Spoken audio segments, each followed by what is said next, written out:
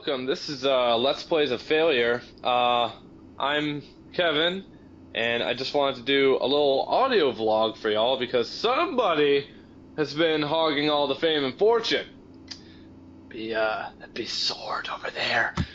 Anyway, I just wanted to do a little vlog here to tell y'all about myself. I think it's important for viewers to know who I am, or at least what I like. And I will tell you, I love video games, and I can name a few of my favorites, but what I can tell you is that I am a huge moviegoer. I love movies. I love almost everything about them. Every time there's a new one coming out, I just want to see whatever's up. There's a lot of trash out there, but there are a few gems hidden out there, and I just want to tell you my top five. These are more of the modern, like current kind of movies. I love a lot of classics, don't get me wrong, like Star Wars and Jurassic Park, but I thought I'd go the modern route and kind of tell y'all what my top five are. So these are going to be my top five favorite movies of all time. Now, obviously, this list will change in the future, but this is as of 2013. And there's a new edition that just came out this year, and oh, it's good. But we'll get there in a second.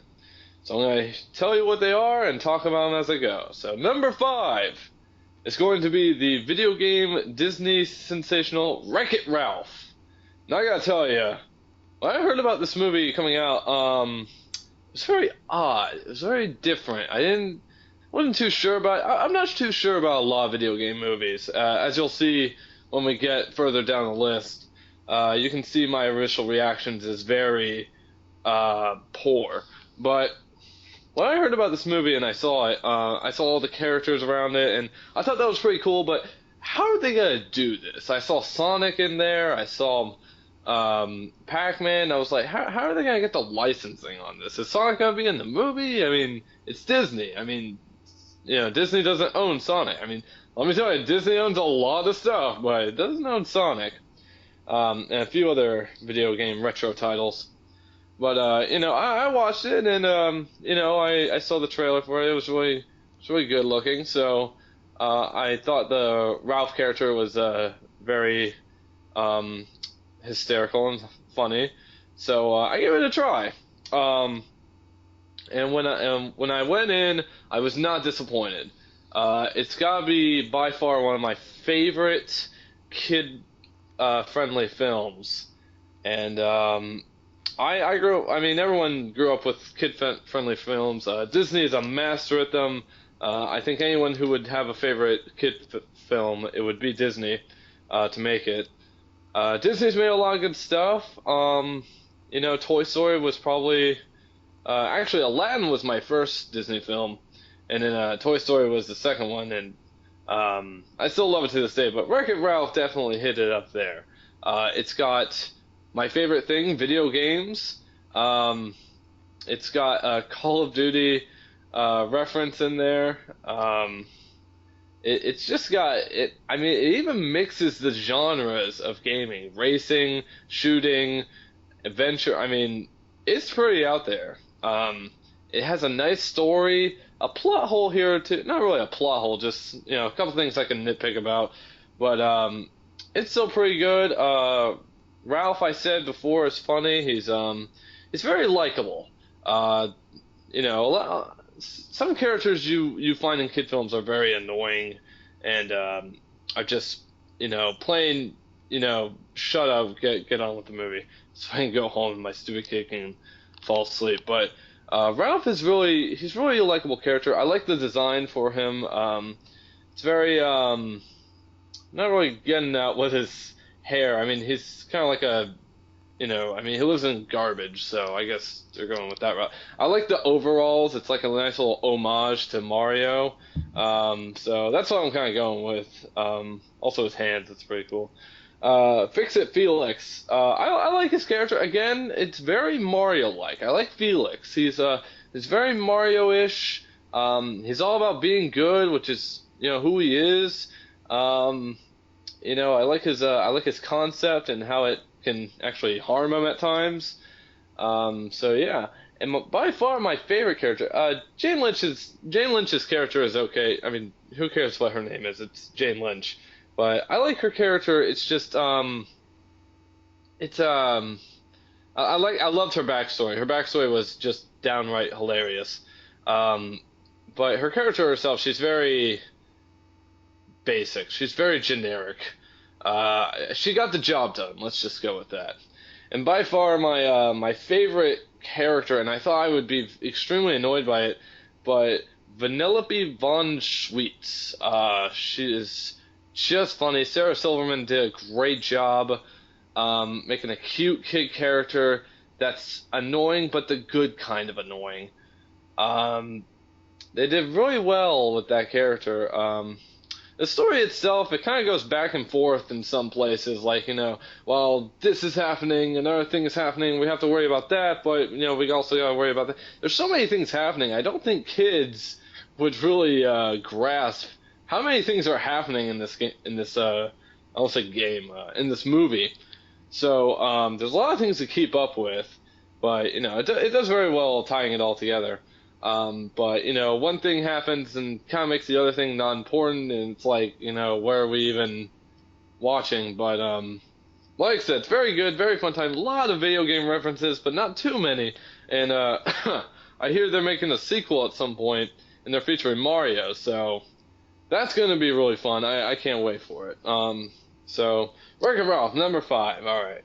So as far as number 4 goes, we went from very kid friendly to very bloodthirsty. This is going to be number 4 is my favorite zombie movie, Zombieland.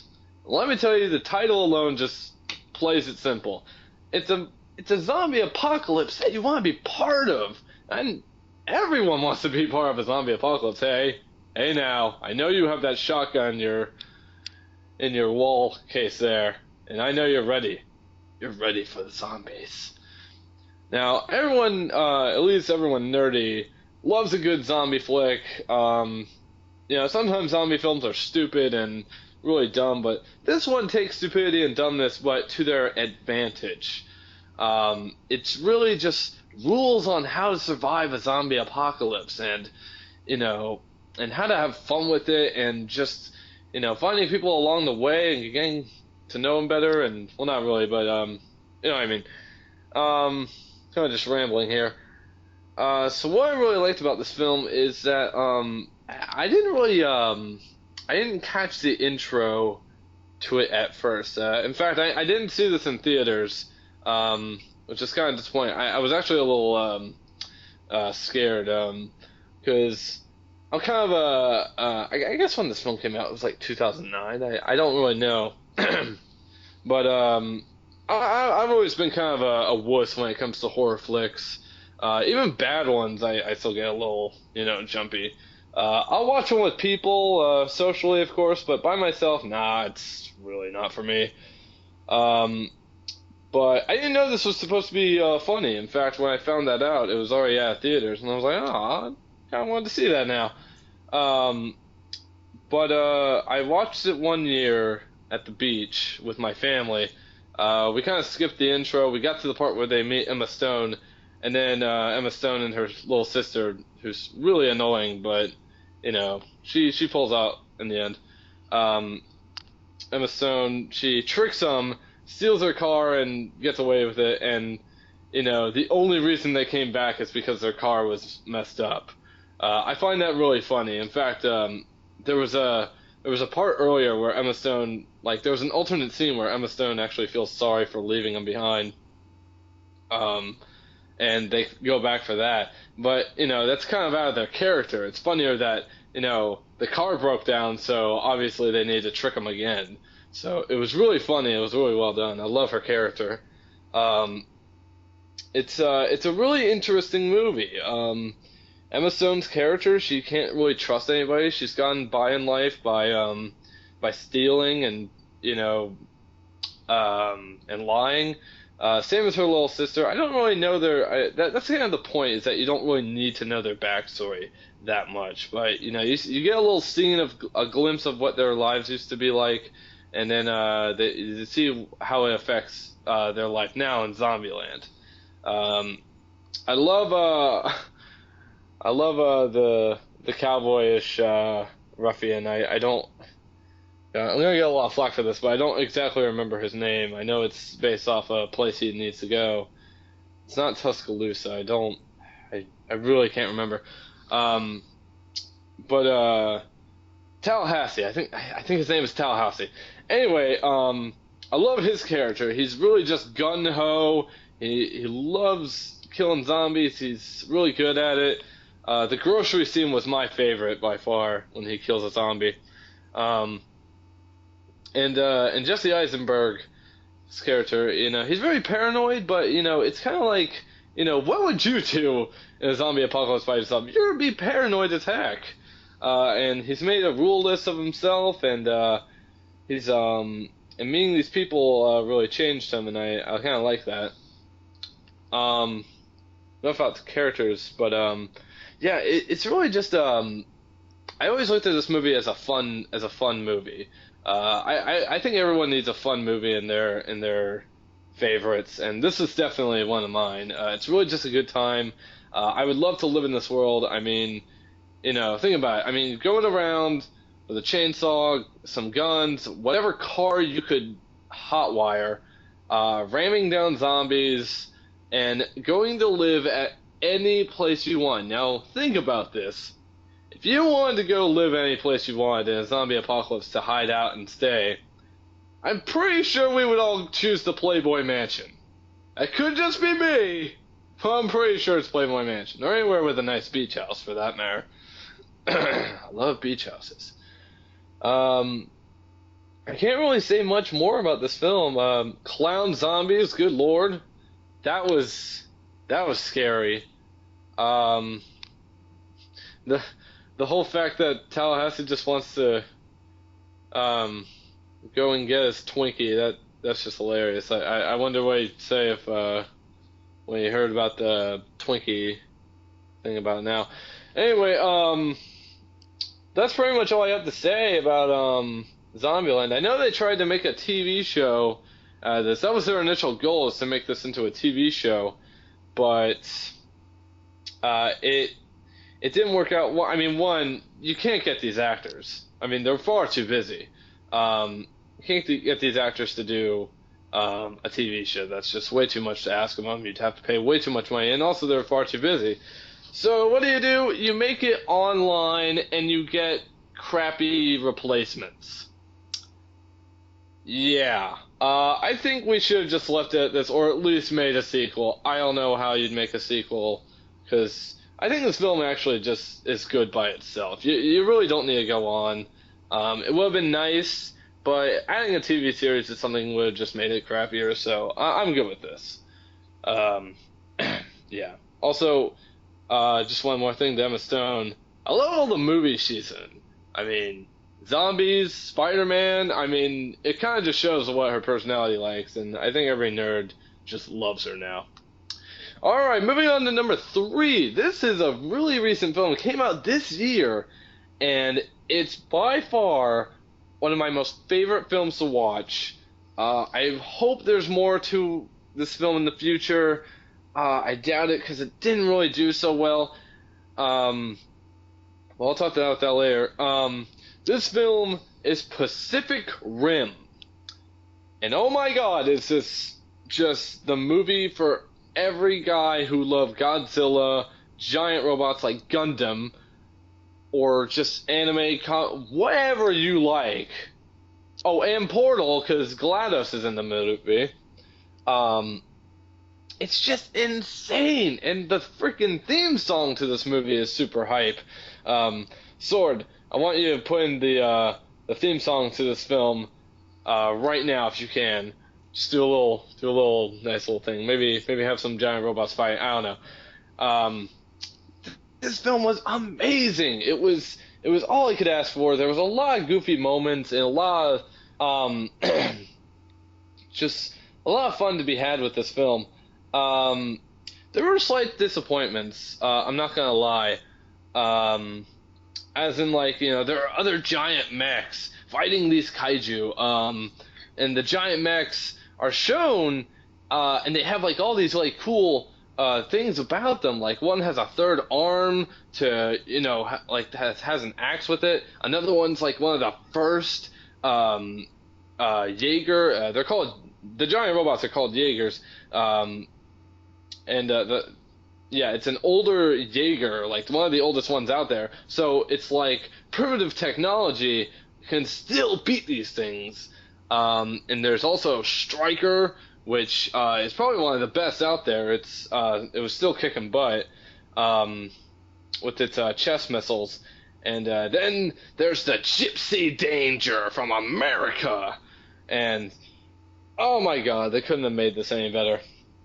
I love the crap out of this film. It's got a nice anime homage to it. It's very well done. I mean, you could tell this in a manga if you wanted to. I'm sorry I say that weird. I don't know why. It's just great. The only gripe I have, like I said, are I mean, I don't want to spoil too much. It's very recent, but the other robots besides Gypsy don't really do much, and I'm very disappointed in that. They had so much potential. I mean, to the film's credit, it's supposed to make the kaiju more threatening looking, but it's still a tad of a disappointment because one of them still got it done, and that guy's been out fighting for a few years now. So I'm just saying. Slight spoiler, but I mean, if you don't really know anything about this film, I don't think I'm spoiling that much. Also, there's not really much to spoil with this. I mean, you're going in there for the action, trust me. Anyway, I think also the other gripe I have is that the monsters themselves, some people saw the differences in them. I didn't really. I mean, if you think about Godzilla monsters, you have King Ghidorah with the 3 heads and the dragon-like body.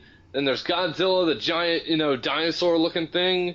Mothra, it's a flying, moth, obviously.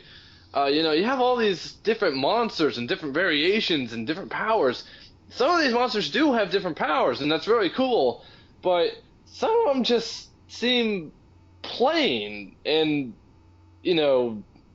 just I don't want to say dull, but just too like similar. Like some of these monsters look too similar.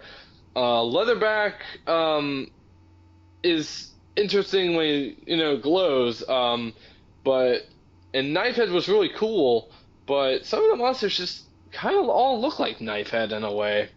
And there's that like weird creepy like really skinny like one that can roam through the city really sinister like that's also there's like a water based one later. It kind of looks the same to me. I mean, I don't know. But yeah, and maybe I didn't really get a good look at them. I don't know, but anyway, but again, what I really loved about this film is that it's really just a fan service to all those who either loved watching anime or reading manga. To put in this film, I'll get to the characters in a second. And there's this one part where a lot of people just were like, really, you put that in a movie? Come on. And I just was screaming, yes, this is there's so much wind. Oh my God, it's so good. Like I said, I can't spoil it, but it was so nice it was just so awesome and so epic. Yet a lot of people didn't like that. Like, I kind of have to say though that a lot of people in the modern time are looking for more realism. They're looking for more dark stuff, and this movie's not that dark. I mean, it has slight dark moments, but again, it's kind of hokey. It's pretty dang cliche, but it's supposed to be like that. It's supposed to be stupid, in some respects. I mean, you're going in there for the action. Did you really care if they, solve the crisis about the kaiju? Do you really care if the lovebirds get together in the end? No, you don't. And that's another thing I love about this is that they don't really specify if they're lovebirds or not, and I kind of like that. It's like, oh, you're just a super cool girl person that I can fight with against these monsters. I don't have to have a love interest with you. I love movies that do that. That force. I hate it when movies force a love interest in there for the sake of romance. It's really poor, and it's just poor storytelling, and I just hate that. I mean, again, it's to the people, but come on, people, we gotta stop looking at romance. I just go make up with your boyfriend. I don't care. The thing I hated though is that this movie was so good. It was so amazing, yet it didn't get enough money. It didn't get enough love. So many people just it got beat by Grown Ups 2. And I think that's just sad. I mean, really? You went to watch Grown Ups? I even heard this when I was at my job, and some customers were telling me that they're gonna see a movie. I asked them what, and they said Grown Ups 2, and I asked them, voluntarily you're going to see this? It really bugged me. It really bugs me. I mean, I'm not saying that this film is for everybody, obviously. I mean, I'm not saying I'm not being sexist or anything, but the average teenage girl probably wouldn't go see a movie about giant robots fighting kaiju. But I'm just saying, with the video game popularity and, the anime freaks and all that good stuff. I just wish more people got into this movie. I even tried to get my brother to see this, and he's still not into it, which is kind of sad. But everyone has different tastes. Obviously, people didn't find this serious, which it wasn't supposed to be. But that's just me. I love the characters in here. The main guy. I kind of like his personality a little bit. I mean, he's like the hero, He has a dark past, but he's going in there anyway to fight the kaiju. I kind of like his accent too. I don't know, it's kind of weird. The general is like really authoritative, but understanding. Mako. Wait. Oh crap! I'm gonna get this so wrong, and so many people are gonna hate me. I think it's Mako. Yeah, it's Mako. Because it's the same name as the energy source in Final Fantasy VII, which I find just freaking amazing. How did they get away with that? I don't know. But, Mako, she's very shy, but she has an inner hatred for the kaiju, and she wants to go in there and fight them, but, she's also scared, but she's got to fight past that. There's a deeper meaning in this movie that people won't get initially. But if you watch it enough times or just try to understand it, I think people can find that. Also, Charlie Day is hilarious. I like his hokey character in this. The air scientist is way too stereotypical. I think a lot of people push past that. But I mean, again, it's supposed to be funny, so I don't know. I love this movie. It's definitely number 3. It was just recent. Everyone should go watch it. Go rent it. Go buy it. I don't care what you do. I'm waiting to get the collector's edition to this, and I cannot wait. All right, moving on to number 2 of the best movies that I've ever seen. And this one should not come as a surprise to anyone, but it is the best superhero movie of all time. I have to say, sorry DC, your Batman is good, but it's not as good as all 5, 6 of these guys. This is The Avengers. The Avengers, do I need to say anything to this? Do I really need to say anything to this? I mean, this movie kicked all kinds of ass. It's got every character you know and love from Marvel, besides Spider-Man, and all the movies have been leading up to this moment, and in a way it kind of felt rushed, like after Captain America, it's like, okay, next year we have Avengers. You were kind of, I had that initial worry that, oh, I hope that they don't screw this up, I hope the character interactions are good, no one really knew what they were going to do with this film. No one knew who'd be the bad guy. No one knew how the characters would interact with each other, or if we would have all the same actors. We had all the same actors, besides Hulk, but I think the new guy is much better. I love Mark Wahlberg. Um, it had, you know, the one enemy that I didn't die and is pretty damn threatening. Um, it had just it had all the things that a nerd comic book lover would just love. I mean, it had a fight between two heroes, and Captain America was astounding, I have to say. It showed how they worked together. It showed their inner, you know, anger for each other, how they were bickering so well, and I just loved everything about it. Hulk wasn't in there too much, which people complained about, but if you think about it, if Hulk was in there more than two times than what he was, then I think it wouldn't have worked out too well. I think, okay, that's a little too much Hulk, everybody, calm down. Um, everything about this film is great. There's a lot of plot holes to this one, of course. And also you can miss a few things like, how is Thor here? I thought he couldn't get here after the first movie, but you hear a little bit like a little sentence that Loki says that is like, "Oh, how much dark energy did Father bring out to get you here?" And I'm like, can he just do that anytime? I mean, dark energy, that sounds bad, but I mean, there wasn't really a rush, or I mean, it was kind of like there wasn't any time to think about it. He just was like, okay, I'm gonna get this dark energy. Go Thor, do your thing. I don't even care. Just stay there if you want.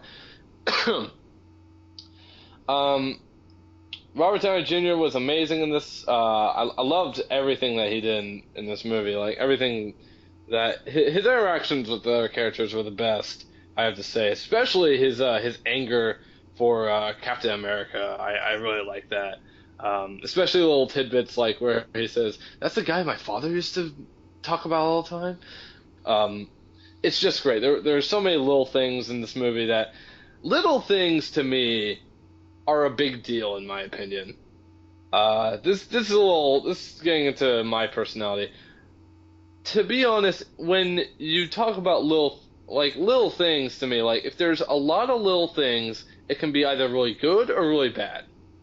Like in real life, if there's a lot of things that are bothering me, like if I was late to a class, or there's a lot of traffic, or a customer at my job ticked me off, or all these things piling up on my shoulders, I'm going to get very pissed and very angry.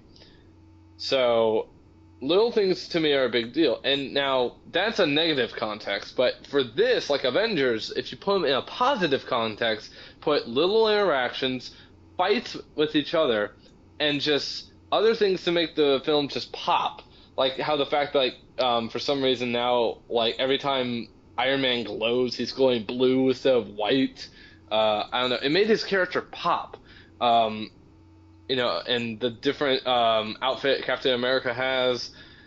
Um, Everything about this film, like, all those little things, it just made it work. It was just great. And plot holes aside, it's just a great film. It did very well, and kids love it. People are now understanding what Avengers are. I mean, before this film, like, I'm pretty sure you ask a common teenager, like, what's an Avenger? I don't know what an Avenger is. Is that like the new One Direction song? But now it's like, oh, Avengers, yeah, that film kicked ass. Like, it's weird. I remember going this to my to the movie on on the day it came out. Not midnight release, unfortunately. I had to go to school, but I went with a bunch of my friends. And I think I went with Sword too. I can't remember, but I went with a bunch of my best friends, and we had all kinds of fun with this movie. Everyone who was a fan of Marvel and all the other films went into this movie, and we laughed at every single hilarious thing in there. most notably, probably the funniest thing in that movie was when Hulk punches Thor during the battle in New York. I think everyone just died in that theater. And it's such a shame later, like when I see normal moviegoers see the film, and I took my dad to see it for a second time in 3D. I wanted to see the 3D aspects to it. Spoiler alert, it's crappy as hell. So I went with my dad, and when funny stuff like that happened, I was just dying, but everyone else was just like robots. It was awful. I hated it. I really think this is a message to all you people who want to go see an early release, and if that one guy in your group says, "Nah, I have something to do," or like, I think we should go some other time, it's gonna be crowded. Go midnight release. If there's something you love, something that you're waiting to see, go midnight release. It's gonna be so much more fun. You're gonna have a lot of people who love the same thing that you do, and you're just gonna have a better time watching it. Almost every film I watch midnight release, it's just so much fun watching. I really missed out when I didn't see the Harry Potter 7 release on midnight, but it was still fun to watch. So anyway, I can't. I don't really want to talk anymore about Avengers. I could go on and on, but it's the Avengers. I really don't have to talk about it. Now, however, I will talk about why it's not number one by going into number one. Number one, in my opinion, is a very underrated film, just like Pacific Rim. Very underrated. And I wouldn't say, I don't know if it didn't do well. I know it's not very popular. Every time I tell someone what my favorite movie is, they never know what it is. I always have to explain it to people. But my number one favorite movie has a mix of video games, comics, anime, and fighting.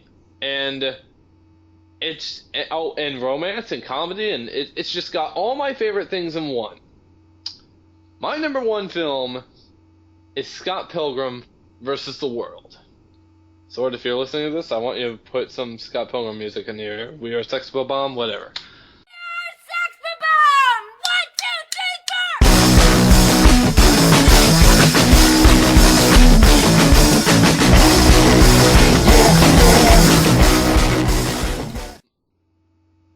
Scott Pilgrim, by God, it's just the most awesome, kick-ass story I've ever seen on film. And I love it to death. And if you think about it, this film was very hard to pull off. And whoever did it, I really should know the name of these people, I tell you. The amount of respect I have for this movie is enormous, and I should know these people. But, it's just this film was not easy. I'm going to say that this film's not easy. Scott Pilgrim is a graphic novel, comic book like series that featured 6 volumes. It was made by obviously I have the series right here. It was made by Brian Lee O'Malley. And props to you, Brian. I love your work. He made the series in Canada. That's where the story is based off of, Toronto, Canada. And it's just phenomenal. I don't know where his creativity sparked. There are some rumors or theories or some stories that based off it. But Scott Pilgrim is basically a slacker who has a band. He has no job. He lives with his gay roommate Wallace Wells, great guy, hilarious in this film, and he's looking for love. Now he's dating a young high schooler that he's trying to compensate from his past love. In a way, this film is. I mean, the story is very deep. For something like this, and to be honest, I'm into deep things, obviously, but to be on my number one, I don't think it would have to be that deep to be my number one film. The reason this is my number one is, of all the things that it's about, and just the amount of ridiculousness. The little things again are in this film. There's like there's Sonic references, Mario references, so many video game references. I don't think there's a Dragon Ball Z reference in there. Um, just a lot of video game references that I love. That's also why Wreck-It Ralph made it to the list. Um, it's just amazing. I love the fighting choreography, how they switch it up also in multiple Evil X's. Uh, the story based on this is Scott Pilgrim has to fight 7 Evil X's. Ramona Flowers is Evil X's if he wants to date her, and that's the story of the series and the film. And this is a 6 volume series into a 2.5 hour film, maybe 2 hours. I really don't know. And they pull it off very well. In fact, the scenery in the book is exactly just like the scenery in the movie. It's picture perfect even. They have the same screen and everything. There's definitely a lot of differences. I can tell you that, Scott's age is different. I'm pretty sure that's just to make the whole dating an 18-year-old seem okay. His age is different. The ending is much different. The fighting the Evil X's is a little bit different. They had more, obviously, more depth in the books in the fighting than in the film. Obviously, they had to cut time, but they did a really good job. And there's also differences in the film that they added to make a story-like film. I don't think it's really possible to replicate a story from a video game / book / anything into a film. One, I think it's kind of copyright. Obviously they get permission from the author to do this kind of thing, but also it's very difficult to do. Sometimes it's not the best, and also they want to use their own creative input on it. I think that's what a lot of people do, which is fine, and I think that's really nice that you would do that. It kind of reminds me of the movie Coraline, a really good book. Coraline, very creepy. It had so much dark atmosphere in it, and kind of dumb stuff in the book too that they replaced in the movie. There was some dumb stuff in the movie as well, but in a way I cannot tell which is better. I definitely love the film. It's got better stuff, but the book in Coraline is much darker. It scared me. It was scary to read at night. I'll tell you that much. Look up Coraline. It's very scary. But back to Scott Pilgrim. There's not enough I can say about this film. It's just all there. I will say, however, the book series is much better. I'm in love with this story. I have the movie and the DVD version. Then I saw it was on Blu-ray, so I bought the Blu-ray version, which was the collector's blue edition.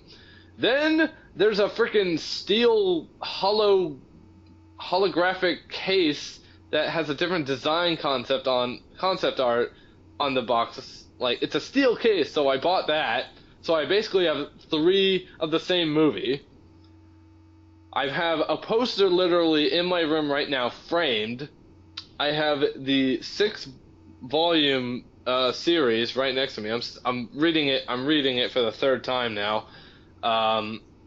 And I also have the video game. I have 2 albums, the blue one, the red one. I have the video game album. I love this story to death. I really wish, because I kind of take into Scott Pilgrim. Scott Pilgrim's kind of like me. I'm a guy looking for love. I'm also slightly a slacker. I'm really just a procrastinator, to be quite honest, because I have a job and I go to school. But I really like Scott Pilgrim. Michael Cera as a choice, I don't really think. Obviously, I think you might have chosen better, but I think Michael Cera pulled off Scott's personality pretty well. A lot of people give Michael Cera crap, saying he's a bad actor and all, but I like him. He's pretty good. I think he pulled it off really well. I mean, he gave Scott a good charm, and I kind of like that charm. I kind of like what they did with him. Could they make him better? Yes, but I just don't know who. I don't know how. So, um, I think Michael Cera did a good job. I will say though, Ramona Flowers was way better. I I have to say she's way better and more perfect in the book than she is in the film. In the film, she's kind of a bitch. She really is. I hate that. I don't want to say that. I love the actress. Don't get me wrong. She's beautiful in every way. I think they did a really nice casting for her appearance, but her character is just so off. I mean, in this, she's uninterested, very cynical, very bitchy, and I mean, in the book, she's just not like that. She's very charming. She's very loving. Very. She's got like a boyish kind of a kind of appeal. It's like what's it? Tomboy. She's got like a tomboyish personality, and she's always like punching Scott in the shoulder, like, "Hey, dude," like that. But she's also got a dark past that she's really haunted by. Gideon Gray's her seventh evil ex, and that's constantly there. She's definitely got struggles and baggage. Um, and when she was like disappearing in the book, it was more innocent, more like she was scared of something. Like Scott even goes into her mind at some point, and he's seeing a very dark image of like her being a slave to her seventh evil ex. And in this one, I mean, like she just disappears for no reason. Like, like she comes back and apologizes, but I mean, it's kind of like, why did she go? I mean, you're just as confused as Scott is, and I think that might be the point. But I mean, no one likes that feeling. No one likes that their date just ditches them in the middle of something, and it's like, what is it? Me? Is it her? Is it something else? Like, nobody likes that. It's just I do not. I really hate that. I hate Ramona in the movie. I don't necessarily hate. Hate's too much of a strong word. But her character was just not done well. I do not like that.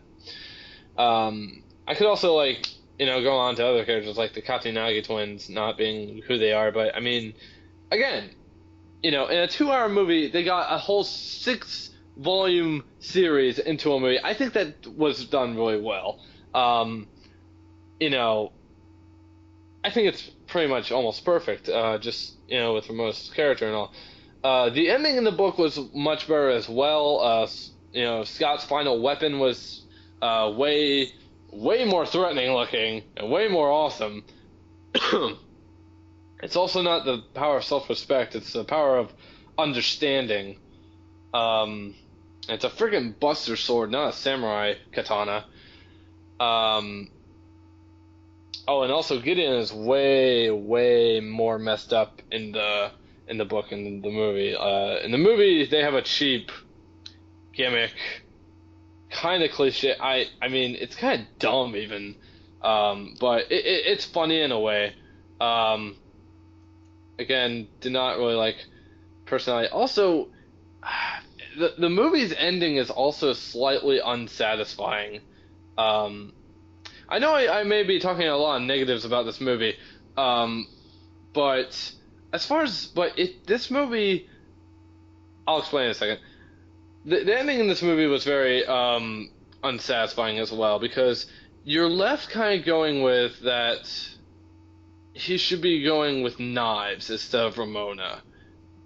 And you're not supposed to feel that way. There's even an alternate ending, which I hate that they even put together, that Scott's with Knives, and they're just doing their same stuff, except Scott's happy this time.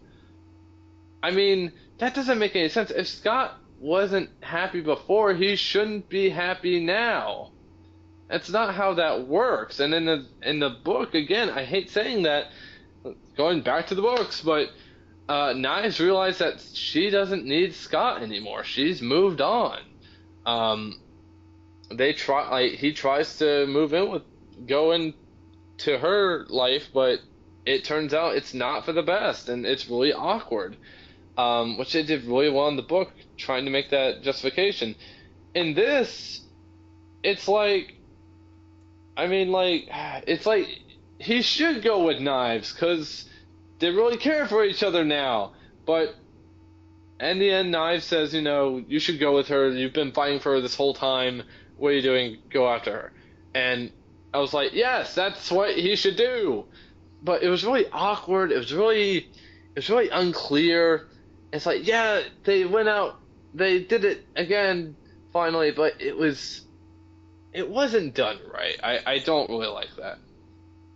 The ending of the book was way, way better, and it was very well done. I really liked it. It's a little confusing also, but, I might talk another audio vlog about that later, but, I know you're all thrilled, but anyway, I think the reason that Scott Pilgrim was at the top of my list, I only saw this in theaters once. I didn't go multiple times like I did for the Avengers and Pacific Rim, or Wreck-It Ralph even. I think I went to see Wreck-It Ralph twice actually, but I didn't see it twice, and I watch it every 2 years or so, or maybe 3 years. I still haven't seen it in a while. I'm gonna watch my Steel Case sometime when I have time. I believe the reason it's at my top list is because I loved the hell out of the story. It got me into the books. It got me into the video game, which is probably like the number 5. It was rated in the top 5 best fighter beat 'em ups. Especially with friends, it's really fun. And the soundtrack was great. I loved it. But the books it got me into the books. I think the movie was a key to the books. The books came out way before this movie came out, about 3 or 4 years before. But the books are probably one of the best stories I have ever read in my life. And you can put me in front of me all the text only books ever. I mean, I understand when I'm supposed to read a book, like, I'm supposed to put my own imagination, my own characters in there, but to be honest, it's a lot of work. It's very boring to me. I don't enjoy reading anymore as I used to. I think the education system kind of ruined that for me, and also how there's now movies of every book that I read. And all the character portrayals that I had in my mind are gone, and now it's replaced with this shiny actor. I don't really like that, and I'm just kind of sick of it. But this time they did a good job of putting the similarities in there that it's almost not alienated from its source. And again, this is probably one of the best. Is it the best story I've ever heard / seen / know about? It's up there. It's up there. I don't know if it's the best one ever, but it's really up there. It's definitely the best one I've ever read, and that's why I love it so much. So maybe that's why I put the film up here. It's definitely got its faults. It's definitely got its mistakes, but when it gets it gets it right so well, especially in the fighting. Again, and this film isn't merely for the fighting. Pacific Rim was for the action, same as Avengers in a way. Also, it was to see the characters, but also in this, it's also a nice film. It's got very, funny moments. I mean, the Seinfeld theme is playing at some point, and it's like, why? And then you don't have to question. It's Scott Pilgrim. That's why. I really love this film. It's one of the best.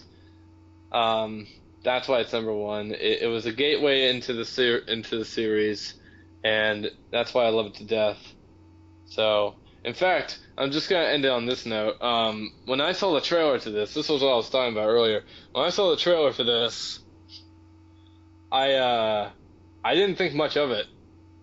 I thought it was another weird superhero-ish type movie that wasn't gonna do well. And the reason I say that is because I've seen films like Sky High, and oh god, I hate that movie to death. And I thought it was another one of those movies, to be quite honest. And when I saw it was made by Shaun of the Dead, I never saw Shaun of the Dead. I still haven't seen it to this day, but I'm gonna watch it now. I have it on Blu-ray. Um, when I saw it, I just, I saw the Human Torch actor, Chris Evans, but I didn't really know anyone else. I saw Michael Cera, but the only movie I saw him before that was Year One, and I literally thought Michael Cera was a girl. So that's kind of bad. He had long hair, and that voice threw me off. Don't get me wrong. The trailer was really good. It's just, again, when I saw this, I didn't want to be disappointed. I didn't want to be disappointed when I went to see that film. I really didn't want to think much of it. But my cousin Tommy, thank you, Tommy, for getting me into this movie. He told me, how could you not be into this film? You should watch it. It's going to be so good. And, I take Tommy's, my cousin's advice really well, because, like, he recommends good stuff. I think everything I like, he likes too. In fact, he's gotten me into a lot of their stuff. So I have to thank him for that, because I probably wouldn't have been interested in this film if not. And then I kept watching the trailer over and over again, and I kept hearing that, that awesome music by it's called We Are the Prodigy, Invaders. I think it's like Kill All Invaders or something like that. It's some song I like that. I have the song on my iPhone. It's really good. I kept listening to that, and I'm like, oh man, I kept watching all these high-packed, video game homage, like, fighting scenes, and oh, it's just so cool. And then when I saw it, I was not disappointed. I loved it. I loved it to death. So thank you, Tommy, for getting me into that. So anyway, that's my